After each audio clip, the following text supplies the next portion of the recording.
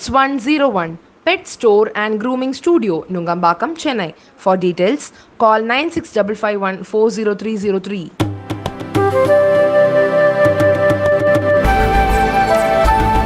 10 ஆண்டுகளில் தமிழகத்திற்கு மத்திய அரசு கொண்டு வந்த சிறப்பு திட்டங்கள் என்ன என நாங்குநேரி பிரச்சார கூட்டத்தில் முதல்வர் ஸ்டாலின் கேள்வி எழுப்பினார். மக்களவைத் தேர்தல், விளவங்கோடு சட்டசபை தொகுதி இடைத்தேர்தலையொட்டி திமுக கூட்டணி வேட்பாளர்களான கன்னியாகுமரி காங்கிரஸ் வேட்பாளர் விஜய் வசந்த் உள்ளிட்ட வேட்பாளர்களை ஆதரித்து திருநெல்வேலி மாவட்டம் நாங்குநேரியில் நடந்த தேர்தல் பிரச்சார பொதுக்கூட்டத்தில் முதல்வர் ஸ்டாலின் பங்கேற்றார். அவர் பேசுகையில், எடப்பாடி பழனிசாமி பேசும் இடங்களில் பாஜகவை விமர்சித்து ஒரு வார்த்தையாவது பேசினாரா? பாஜகவின் வசனம், கதை, திரைக்கதையில் போட்டி போடும் நாடகத்தை எடப்பாடி நடத்துகிறார். பாஜகவை எதிர்ப்பதற்கான துணிவு அவரிடம் இல்லை. நாட்டின் நிலை பற்றி கவலை இல்லாமல் வளைந்த முதுகோடு வலம் வருகிறார் எடப்பாடி பழனிசாமி. தமிழகத்தில் மழை வெள்ளம் வந்தபொழுது பிரதமர் நரேந்திர மோடி எங்கிருந்தார்?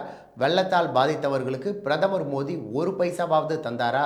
தமிழகத்தில் ஏற்பட்ட 2 பேரிடர் பாதிப்புகளுக்கு நிவாரணமாக 37,000 கோடி ரூபாய் நிதியை மத்திய அரசிடம் கேட்டும் இதுவரை தரவில்லை. வெள்ள நிவாரணம் கோரி நாங்கள் நீதிமன்றத்திற்கு செல்ல இருக்கின்றோம். வெள்ள நிவாரணம் தராமல் தமிழக மக்களை ஏளனமாக பேசுகிறார்கள். தமிழர்களை மதிப்பவர்களை நாம் பிரதமராக்க வேண்டும். 10 ஆண்டுகள் தமிழகத்திற்கு மத்திய அரசு கொண்டு வந்த சிறப்பு திட்டங்கள் என்ன?